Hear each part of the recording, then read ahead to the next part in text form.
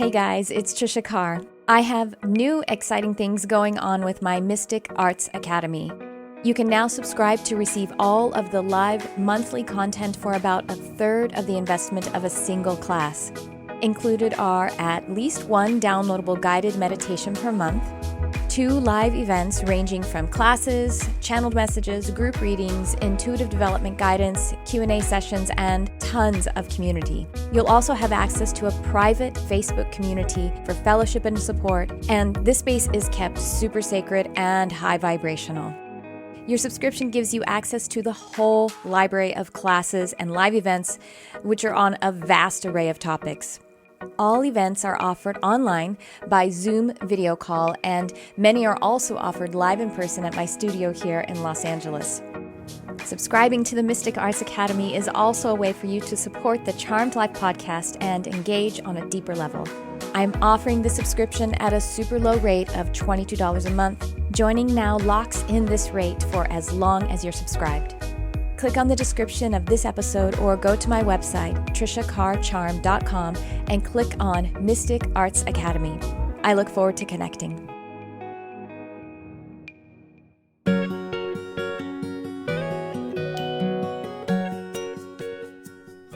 Hi everyone, it's Tricia Carr. Welcome to this mini episode of Charmed Life. And for my second installment in the Metaphysics of the Bible. If you didn't see the first installment of this, essentially I set the groundwork for the intention behind this, and I do recommend that you watch it because you'll understand where I'm coming from in this. And I'm not coming from specifically a Christian standpoint, but I'm also not coming from a Christian standpoint because I have that background, but I'm definitely here for healing, for introspection, and for interest in this sacred text or just this piece of literature that does seem to have a profound effect on the human race at this time.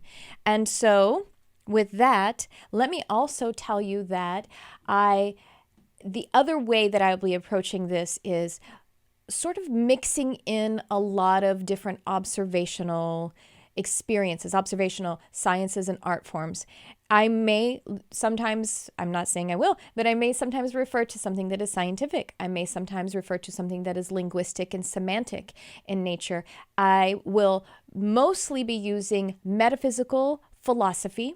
So I see metaphysics as a philosophy, not as even, I tried to not use it as a belief system, even though definitely I have a belief system. And I'm just saying I like to try to use metaphysics as a philosophy. So there's exploration potential.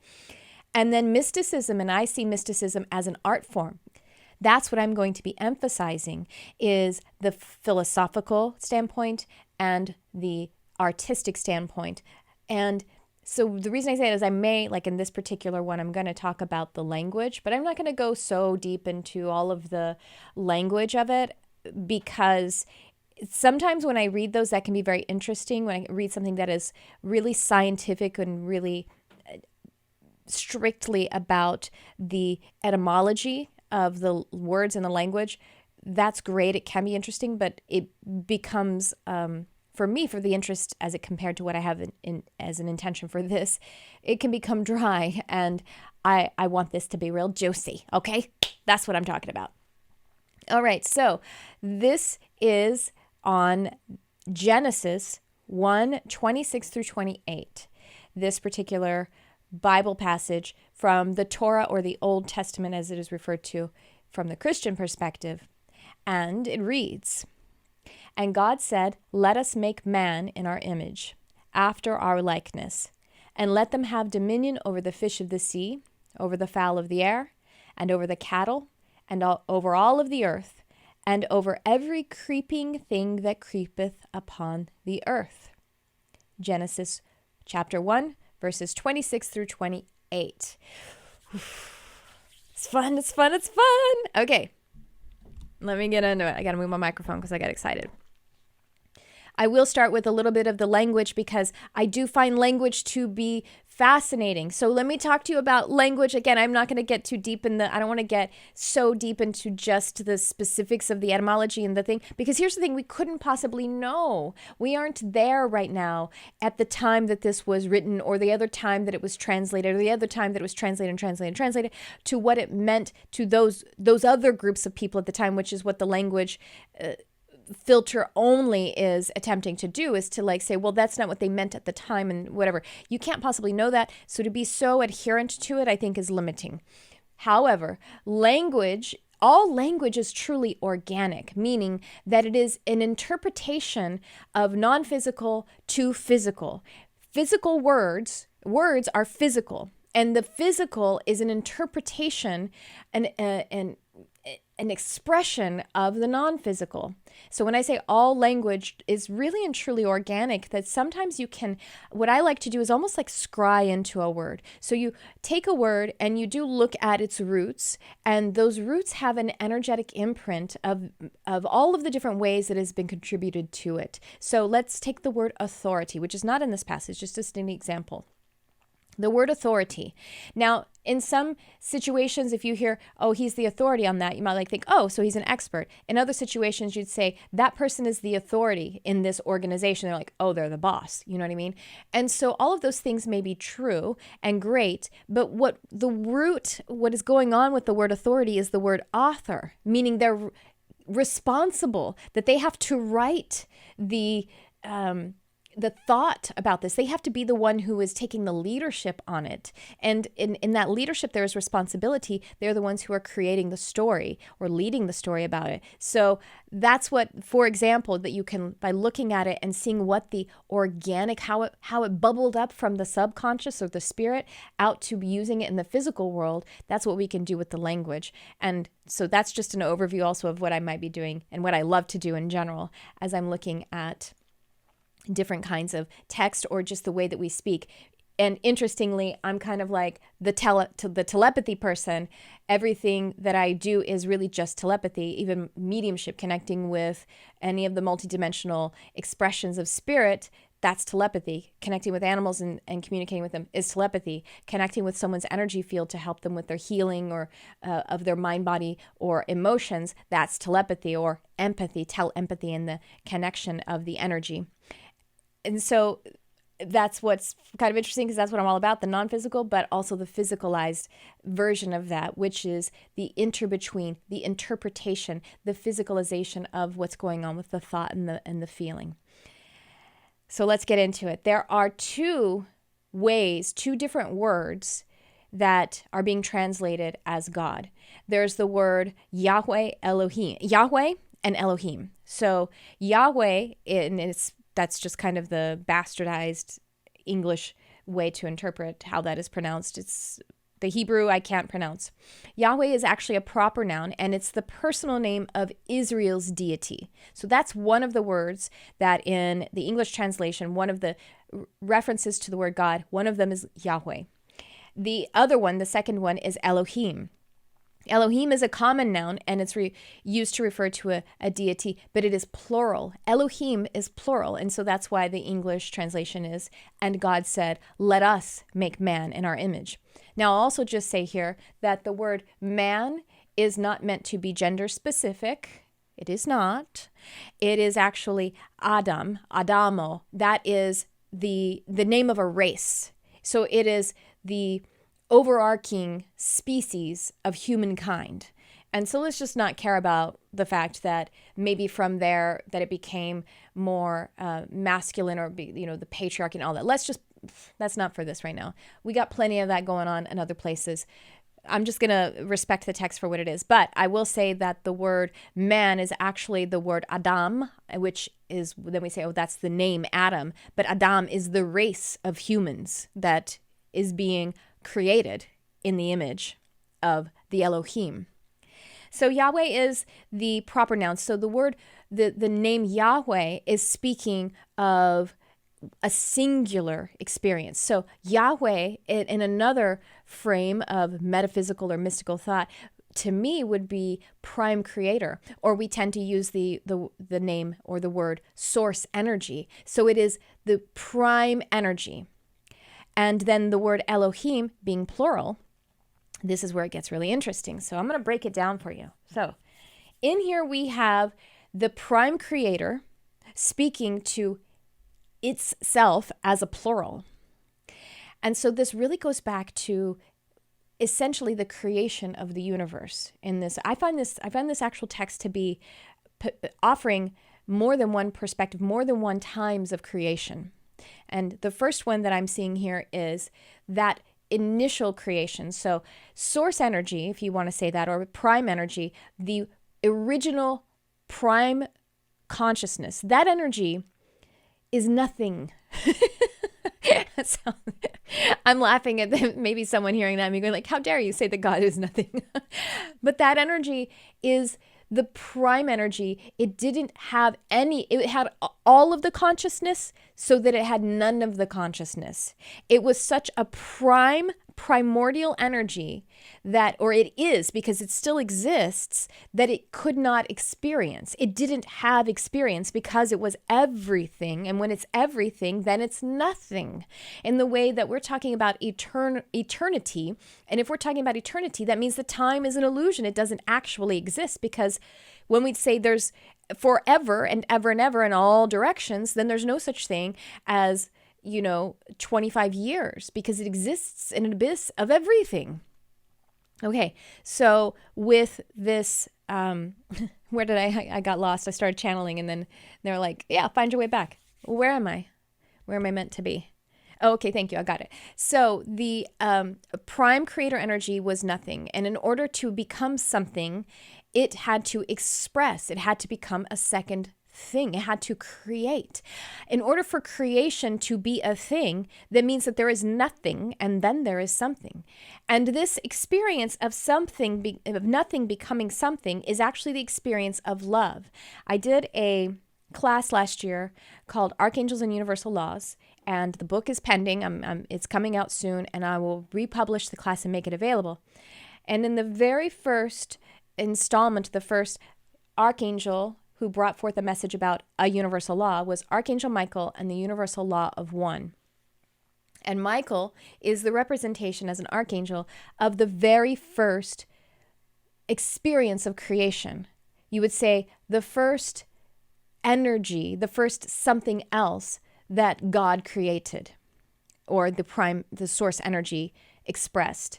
And so Michael, in this text, in this lesson that was channeled about the law of one, Michael says, you say that God is love, when in fact you are love. You are God's love. Not only are you God's love, but you are God's ability to love. That's what creation is God's, or source energy's, ability and action and function of love. So without creation, there was no love, because there was everything and there wasn't anything else to love.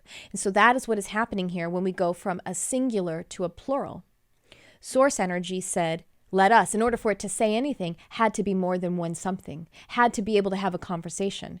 And so that is how we see that there is only one energy. We see that the expression, when we say God, we are talking about everything inclusive, meaning you, me, everything, because we are all that energy being expressed.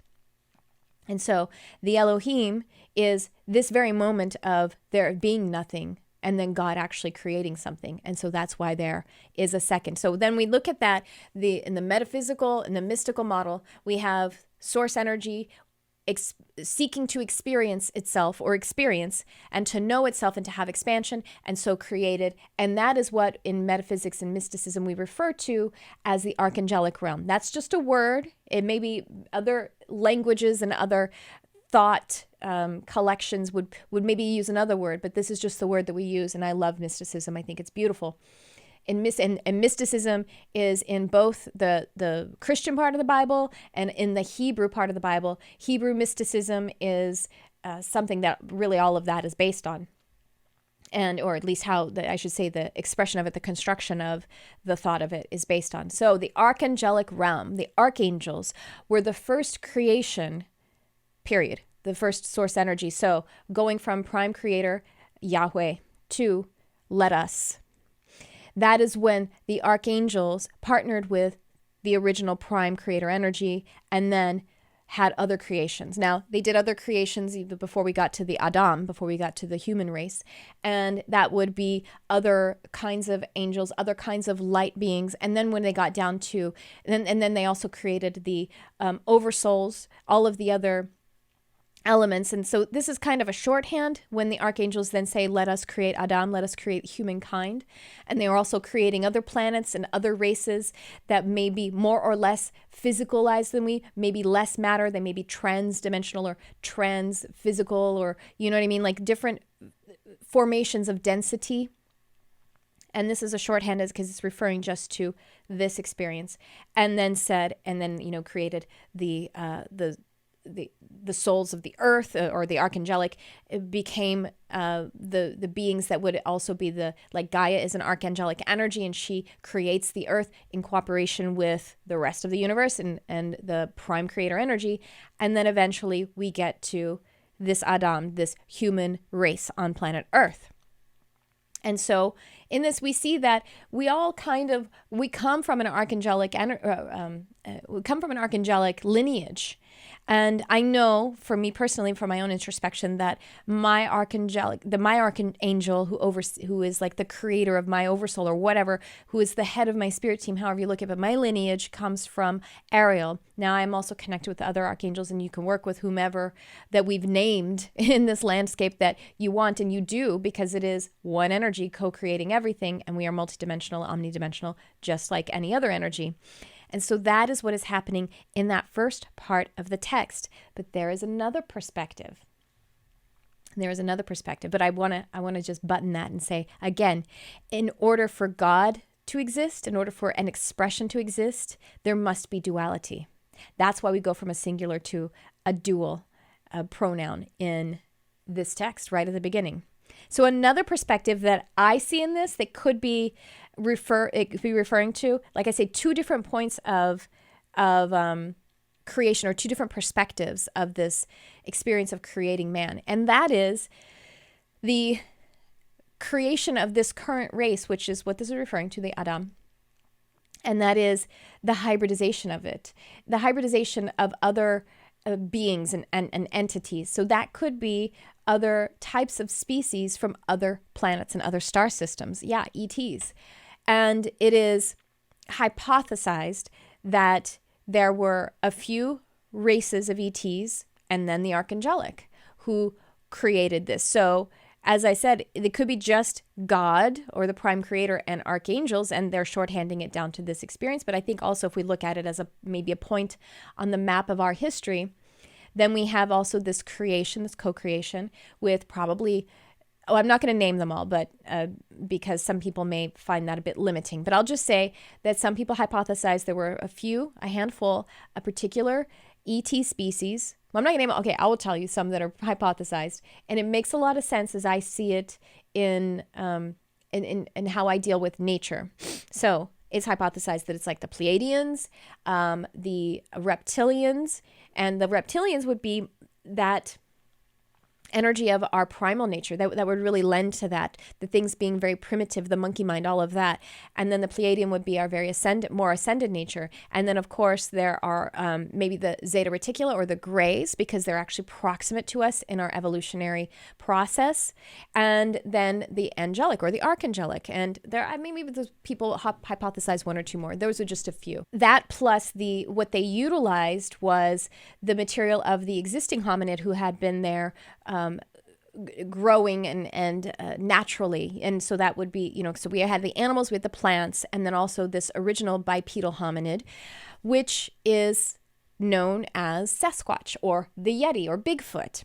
And that particular being still exists on the planet. It wasn't like when they hybridized, they actually eliminated that hominid. But that hominid, I prefer the word Sasquatch. Sasquatch still exists, and Sasquatch continued the evolutionary process from that point. And that being, that particular kind of being in that species, is more natural, not as in the Maya or the illusion that this particular race is, this race of humans are. And So the reason that Sasquatch is seen but not always confirmed and all this is because they actually do know how to go in and out of portals of the earth. They know how to manipulate their matter so that they can be essentially transdimensional and move in and out. And they are peaceful and they have no need to be confronted or to confront. And they are very harmonizing. They are so special that they can actually be, you can have telepathic communication with them, and they can be sort of a mentor or a spiritual mentor. Maybe you say spiritual guide if you want to say, but kind of like a mentor to you to help you to be aligned and more natural. Natural is equivalent to spiritual because spirit and nature are both aligned to unity and aligned to one, aligned to ecology.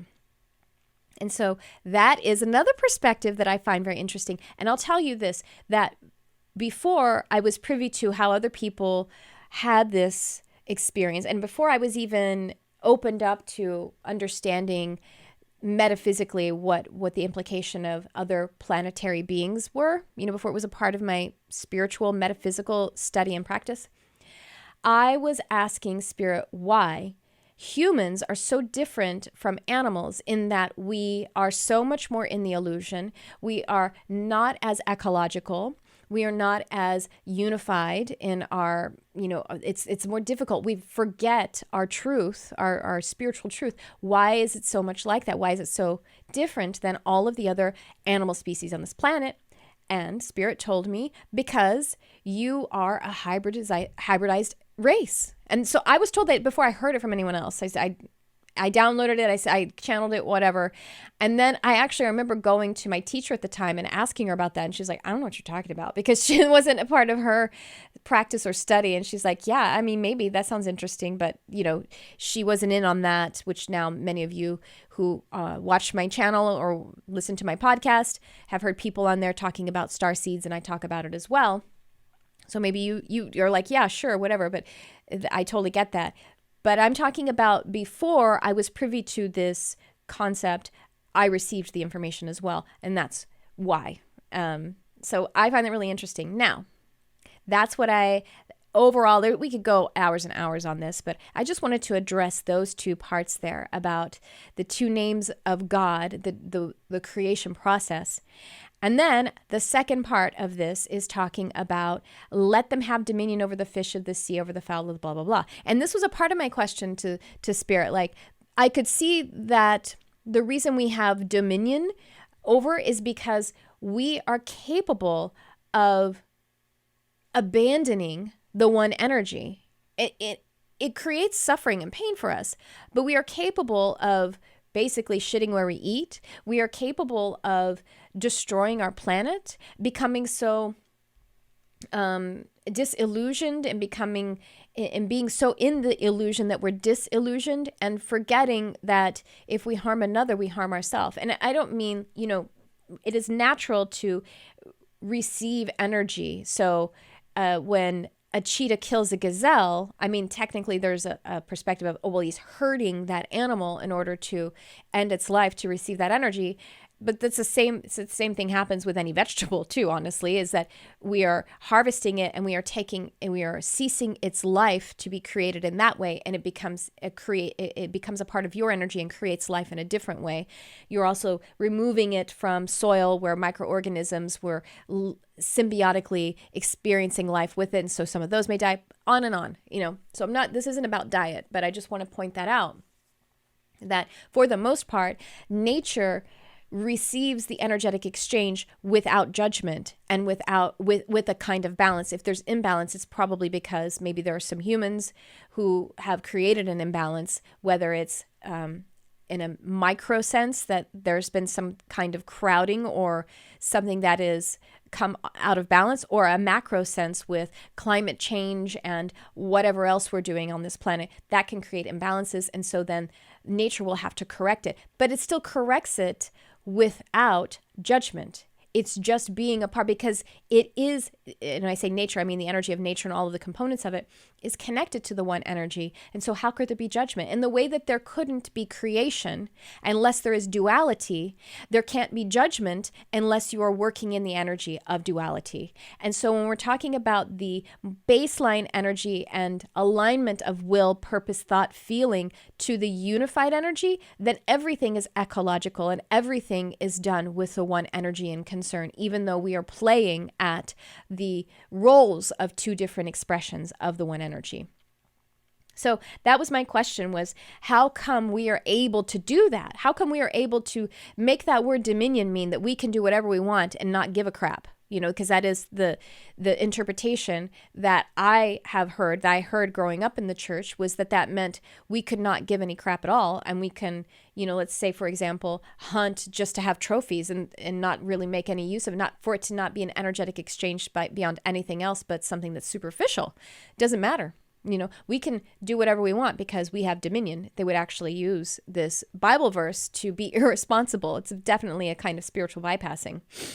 And the fact that we could even do that and make that interpretation is because that we do have some almost immaturity, you could say, some ways that we are committing to the illusion so much so that we need to remember it, and we don't have as much of an easy recall to it, and we have to remember it, meaning bring it back to ourselves in a deeper way. But that's a journey of expansion. To forget and then remember is expansion. There's great lessons learned in that journey. So the word dominion here, now this can mean that, yes, they rule over, but if that example I gave in the very beginning of authority, and that the authority is the author, is the one who is the leader and the responsible one for creating the story, the word dominion means steward. And when you are a steward of something, you are responsible for it. You are communing with it. The word dominion is referring to communion. And in a community where there is an organization, maybe now here's the thing I will say is I don't believe it is a hierarchy, as in this one is more important than this one and this one. And this one has to do what this one says without question, and with to the betrayal of their own needs and to their own sovereignty. Rather, I see it as an organization, and we do need organization in the created experience. And so if one has dominion, meaning this is my domain, that means that they are responsible for it. And that means that they must actually work with the other. They must be good stewards of it. They must work with them. They must be caretakers. They must be caretakers rather than ones that stomp around on it. It doesn't mean that we're more important. It means that we're more of the servant. We are more here to serve them and to learn from them and to take care of them. And here's the thing, because we are capable of forgetting that that's what we're here to do. And that's what makes us able to disconnect from it. And then we have to be more responsible. We have to bring in our deeper levels of responsibility, our ability to respond, because we're the ones who can be more disconnected. And so that's what I see dominion to mean. It means responsibility. It means stewardship. It means communion. It means to be a part of. It means to cohabitate. And because of our proclivities, that we have an even a deeper call to understand what responsibility really means. So I guess it makes a lot of sense that it has been misinterpreted, because that is the contrast of the journey, to actually understand that it's about our ability to respond. In order to have dominion, we have to be good stewards, we have to be caretakers. And they, meaning nature, animals, all of the more natural components that are the non-human animals, they are connected to the natural experience, the organic experience, the ecological experience, the spiritual experience. And so they are there in a spiritual sense to have dominion over us. We may have dominion over them in the physical sense because we are here in the illusion and committing to it more. And so that's the part of the journey that we're heading up. But they are heading up the remembrance of unconditional love and one energy and the law of one.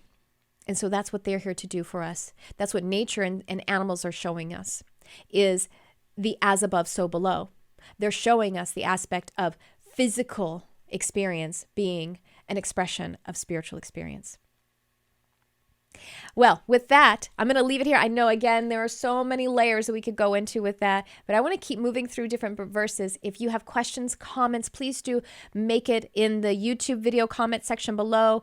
If you're listening on the podcast, then you may have to go over to YouTube if you want to contribute a question or ask something about it. But you can certainly, leave a review and mention it there, and I should be able to see it. But I would love it if you want to like, subscribe, share, comment, review. And also check out my offerings on my website, triciacarcharm.com. I am a certified master hypnotist. I do therapeutic intuitive coaching, utilizing energy healing, intuitive reading, mediumship, and also the hypnotherapy. And I have a specific coaching program for that. I have a very limited roster because it is a really involved experience, but it's wonderful. So go check it out on my website, triciacarcharm.com. Go to work with me and you'll see coaching in there. And of course, I have all of my classes, my Mystic Arts Academy. And I am excited to start the new episode. The next episode of this will be coming up. I think it's going to be coming up tomorrow. I'm not sure how I'm spacing these out just yet, but stay tuned and you'll be getting a few episodes every week, mini episodes between the main spotlight episodes that are dropped on Sundays, live streamed at 12 noon at this time, 12 noon Pacific, and with my expert guests. And that's what I have for you today, guys. And I love you. I thank you so much for being here on this channel. And let's go and continue to make in our own image, as we are the image of God and the one energy. Thanks for tuning in. I love you, whoever you are.